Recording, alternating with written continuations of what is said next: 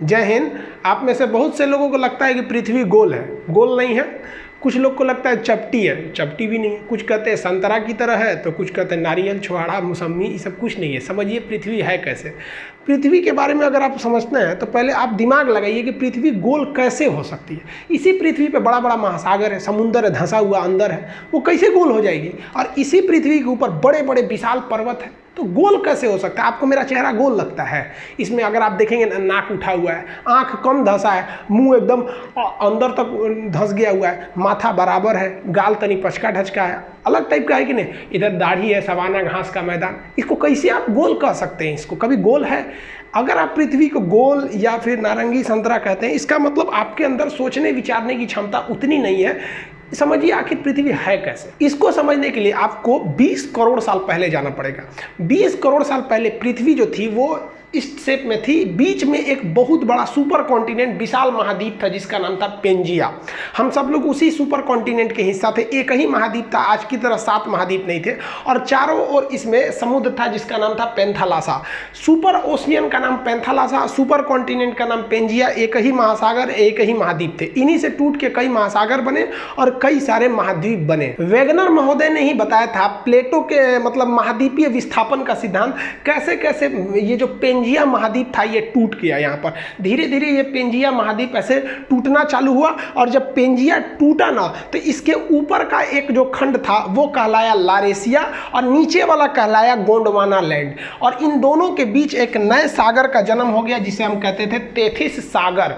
ये तेथिस सागर के जगह पे हिमालय खड़ा हो गया। जहाँ उस समय का सबसे गहरा सागर होता था तेथिस सागर, आज वहाँ हिमालय खड़ा हो गया।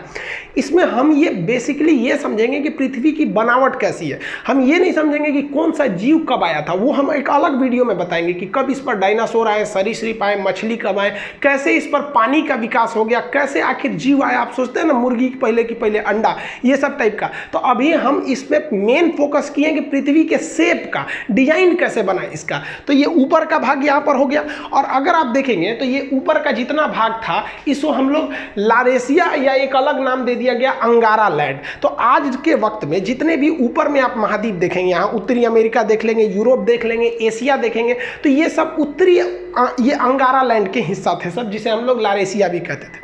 और नीचे वाले जितने द्वीप हैं सब ये यहाँ पे आप देख रहे हैं, अफ्रीका, अंटार्कटिका, ऑस्ट्रेलिया। और उस वक्त तक भारत भी यहीं था। ये हिंदुस्तान दिख रहा है आपको, ये वाला है हिंदुस्तान। यहाँ पर भारत यहाँ से उठ के गया था, यहाँ पर ये तो इंडोनेशिया दिख रहा है, यहाँ से इस तरह से यहाँ से भारत गया था। तो नीचे वाले एरिया को हम लोग कहते हैं गोंडवाना लैंड। इसको हम लोग जम्बू द्वीप भी कहते हैं। वर्तमान में भले भारत उत्तरी भाग में है, लेकिन जब ये ओरिजिन किया था आज से लगभग वो 15 करोड़ साल पहले, तो उस वक्त 15 करोड़ साल, देखिए इसकी तो शुरुआत टूटने फूटने की हो गई थी 20 करोड़ साल पहले, लेकिन ये प्रक्रिया बहुत धीमी होती है। एक साल में केवल 5 सेंटीमीटर घसकता है। तो सोचिए ना, हजारों किलोमीटर घसक गया था तो कितना करोड़ साल लगेगा। तो ये धीरे धीरे भारत आया था। तो भारत शुरुआत में गोंडवाना लैंड या जम्बू द्वीप का हिस्सा था। कई करोड़ साल बाद धीरे धीरे महाद्वीपों अपने अस्तित्व में आना चालू हो गए सब। अगर आप ध्यान से देखेंगे तो यहाँ पर दक्षिणी अमेरिका बनने लगा है, ये उत्तरी अमेरिका लगभग बन गया, ये यूरोप और एशिया एक ही में थे। और यहाँ अफ्रीका में सटा हुआ था, यहाँ पर मेडागास्कर टूट गया, और इससे टूट गया यहाँ से हिंदुस्तान। ये इंडिया जो है, ये इंडिया अब इधर की ओर जाने लगा। जबकि ऊपर में जो चाइना है, रूस वाला भाग है, उसके नीचे अगर देखेंगे तो तेथिस सागर है ये, और ये भारत है। इन दोनों के बीच में आज भले हिमालय है, लेकिन एक समय था जब तेथिस सागर था। और उसके बाद यहाँ से भारत जाना चालू किया। आज से लगभग 7 करोड़ साल, 10 करोड़ साल, ऐसे धीरे धीरे कई करोड़ साल लगा। और उसको जाते जाते यहाँ से धीरे धीरे यहाँ से यहाँ घसका, फिर यहाँ घसका, तेथिस सागर खत्म करके यहाँ घसक गया यहाँ पर, और जाके अभी ये भारत यहाँ पर दिख रहा है। तो ये कभी जम्बू द्वीप और अफ्रीका के पास वहाँ का एरिया का हिस्सा था। और ये जब घसका ना, तो आगे वहाँ पर बैठा था पहले से यूरेशिया का प्लेट, जो चाइना तिब्बत का एरिया था, वहाँ पर ये जाके उससे टकरा गया। और टकराने के बाद भी रुका नहीं, उसे ढकेल ढकेल के ऊपर उठाने लगा। ढकेल ढकेल के जब ऊपर उठाया तो ये एरिया उठ गया, और ये विशाल एरिया हाइट पर ऐसे उठ गया यहाँ पर। इसके ऊपर चाइना और तिब्बत का ये एरिया हो गया। ये धीरे धीरे ऊपर जाकर उठ गया। आप अगर यहाँ देखेंगे तो ये इंडियन प्लेट है, ये ढकेल दिया है और खुद नीचे घुस गया है। और ये ढकेलने से यहाँ पे आप देखेंगे तो कई सारे पहाड़ियों का निर्माण हो जाता है। तो इससे इंडियन प्लेट जब उसको ढकेला तो वहाँ एक विशाल पर्वत का निर्माण हो गया। जैसे जैसे अगर आप हाइट पर जाते हैं तो हाइट पर जाने से टेम्परेचर में गिरावट आती है। ये क्यों आती है ये अलग बताएंगे। 165 मीटर की अगर आप ऊंचाई पे चले जाएंगे तो 1 डिग्री सेल्सियस की कमी आ जाएगी। लगभग 1 किलोमीटर की ऊंचाई पे जाएंगे ना तो आप में 5 डिग्री सेल्सियस की कमी आ जाएगी। हिमालय पर्वत लगभग 9000 किलोमीटर है। अगर 9 × 45 देखेंगे तो 45 डिग्री सेंटीग्रेड तो ऐसे ही गिर जाएगा कोई भी चीज़ हिमालय। इसलिए वहाँ पर पहाड़ के ऊपर पूरा टेम्परेचर गिरने से बर्फ़ का अंबार लग गया, पहाड़ों पर पूरा बर्फ़ लग गया। यहाँ धीरे धीरे इंसान बसना चालू हुआ। करोड़ों वर्ष पहले वो भाषा का आविष्कार किया तो उसने इस पहाड़ का नाम रख दिया बर्फ़ का घर। जिस तरह से पुस्तक का घर क्या होता है, घर को हिंदी में क्या कहते हैं, आलय। घर को आलय कहा जाता है। अब पुस्तक का घर है तो पुस्तकालय, भोजन का घर है तो भोजनालय। उसी तरह ये बर्फ को हम लोग हिंदी में कहते हैं हिम का घर हो गया तो हो गया हिमालय। तो यहाँ हिमालय का निर्माण हो गया, हिमालय पर्वत का निर्माण यहाँ से हो गया। यहाँ पर ये हो गया पर्वत, हिमालय उस और तिब्बत हो गया। तो ये तो उबड़ खाबड़ आकृति आप देख रहे हैं। अब पृथ्वी सच में कैसे दिखती है वो अगर देखना है तो देखिए ये है आपकी पृथ्वी, ये ओरिजिनल पृथ्वी है। इसको कंप्यूटराइज करके मतलब शेप लिया गया है यहाँ पर। अब आप बताइए ये इसको कौन कहेगा कि ये गोल है या फिर पृथ्वी चपटी है। पहले के ज़माने में लोग कहते थे पृथ्वी चपटी है, इसलिए वो दूर तक का सफ़र नहीं करते थे कि कहीं अचानक से गिर जाएंगे तब क्या होगा।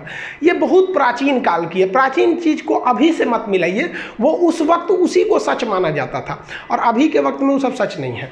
तो ये जो चीज़ है ये पृथ्वी है, ये गोल है नहीं है। तो भूगोलवेताओं ने इसके लिए एक अलग शेप बनाया, एक अलग डिजाइन। उसको क्या नाम दिया गया तो देखिए इस तरह से जो पृथ्वी है इसमें अगर आप देखेंगे तो ये वाला एरिया जो है उठा हुआ है और यहाँ वाला एरिया धंसा हुआ है।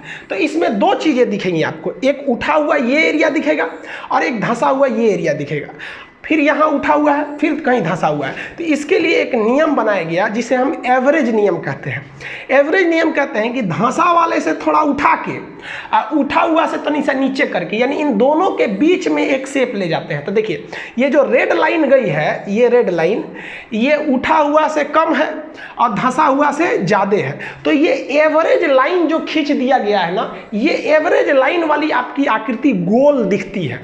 इसी डॉटेड एवरेज लाइन को यहाँ आप देखेंगे, यहाँ उल्टा रंग दिए हैं। यहाँ पर अगर रेड कलर का देख रहे हैं तो ये ओरिजिनल शेप है पृथ्वी का, और ये डॉटेड लाइन काला से जो खींचे हैं ये क्या है, एक आपका काल्पनिक शेप है।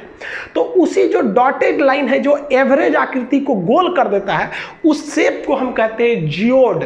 तो पृथ्वी का जो शेप है वो होता है आपका जियोड। अब आप ये मत कहिएगा कि पृथ्वी का शेप जो होता है गोल गोल होता है, ये जियोड होता है। यानी इसका एवरेज और ये यहाँ 20 से ले लेंगे तो गोल दिखने लगता है, तो आकृति हो गई जियोड। इस जियोड के ऊपर कहाँ कौन पर्वत है, कहाँ क्या चीज है, इस पढ़ने की क्रिया को, जियोड के ऊपरी पढ़ाई को हम लोग जियोग्राफी या भूगोल कहते हैं। आप मैच कीजिए यहां से जियोग्राफी और जियोड से। लेकिन इसी जियोड शेप को अंदरवा घुस के पढ़िएगा, भोंक भांक के अंदर घुस जाइएगा, बकोट वकोट के अंदर, कि ससुरा ज्वालामुखी कहां से आ रहा है, भूकंप कहां से आ रहा है, इसके अंदरवा घुस जाइएगा ना, तो जियोड के अंदर घुस के अध्ययन को हम लोग जियोलॉजी कहते हैं। भूगर्भ विज्ञान, जियोलॉजी, यानी ज्योग्राफी और जियोलॉजी दोनों जियोड में है। एगो ऊपर पढ़िए एगो अंदर पढ़िए। जूलॉजी मत सोचिएगा, ये तो जूलॉजी जेड डबल होता है जियोलॉजी वाला। ये तो डॉक्टर उगर पढ़ता है, इसमें भेड़ बकरी आदमी मानव ये सबको पढ़ा जाता है, बॉटनी में पेड़ पौधा को, तो जूलॉजी अलग है, जियोलॉजी होता है। तो पृथ्वी जियोड शेप का है। इस जियोड में आपको भूगर्भ विज्ञान में जूलॉजी पढ़ना होगा, ज्योग्राफी ऊपर ऊपर वाले में। अब ज्योग्राफी में भी कई चीज आ गए, क्लाइमेट के बारे में पढ़ना है, क्लाइमेटोलॉजी, टोपोग्राफी, कई शेप आ जाते हैं, ओशनोग्राफी, इस सब में कई चीजें आ जाती हैं जो आगे दर पर्दा आपको पढ़ते रहना है। तो अब आप समझ गए होंगे कि ये हमारी पृथ्वी है और हम लोग को जो पढ़ाया गया है वो इस तरह से। अब ये 23.5 डिग्री झुकी है, इसका उत्तरी दक्षिणी ध्रुव क्या होता है, इसको समझने के लिए सबसे जरूरी ये चीज होता है आपको पृथ्वी के अंदर का ग्रिड समझना। ये ग्रिड बने होते हैं दो चीज से, अक्षांश देशांतर यानी लेटीट्यूड और लॉन्गिट्यूड। अगर आपको किसी जगह का लेटीट्यूड बता दिया जाएगा तो आप बता देंगे कोई भी लैटिट्यूड अगर आप दे दिया जाएगा, बता दीजिएगा कि वहाँ कितनी वर्षा होगी, कितना धूप आएगा, गर्मी का दिन कब आएगा, ठंडी का दिन कब आएगा, और लॉन्गिट्यूड दे दिया जाएगा अगर उसका किसी चीज़ का, तो आप वहाँ टाइमिंग बता देंगे कि क्या समय बन रहा है, क्या चीज़ है, वहाँ का क्लाइमेट A to Z में। तो ज्योग्राफी में किसी चीज़ को समझने के लिए इस सब चीज़ों का होना काफ़ी ज़्यादा ज़रूरी है, ये हम आपको बता देंगे। आई होप आप इसको तो समझ गए होंगे कि पृथ्वी गोल है या चपटी है, पृथ्वी जियोड है साइंस के हिसाब से। बाकी आप किसी पुरानी परंपरा को मानते हैं तो आप मानते रहिए, लेकिन ज्योग्राफी यही करता है कि भाई सब पृथ्वी जियोड है, जियोड से बना है ज्योग्राफी। अब एक सूचना आप ध्यान से समझिए, ये चीज़ें आप समझ गए ना। आज रात में मेरे मोबाइल पे एक मेल आया था, और वो मेल बेसिकली इसीलिए आया था कि मेरे चैनल को हैक किया जा सके, और कई चैनल हैक भी हुए हैं। आप अगर इधर देखिएगा तो कई टीचरों के भी चैनल हैक हो गए।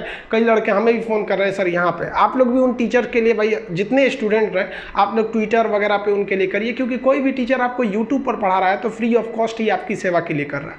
लेकिन बहुत हैक होने का एक बड़ा टेंशन हो जाता है। वो तो हम अच्छा हुआ उस ईमेल का कोई रिप्लाई नहीं किए, उसकी भाषा से ही हम पकड़ लिए, एक दो शब्द थोड़े अलग टाइप के थे, वो किस भाषा, ना इंग्लिश था ना हिंदी था, और अजीब टाइप की भाषा थी, तो हमें लगा कि ये गड़बड़ है। लेकिन देखिए कभी ना कभी कुछ भी हो सकता है। हैक होने के बाद जिनका चैनल हैक हो गया है उनमें 90% संभावना है कि एक हफ्ते के अंदर आ जाता है, लेकिन इसकी कोई गारंटी थोड़ी आ जाता है, और एक हफ्ते तक आपको कोई सूचना भी नहीं दी जा सकती है।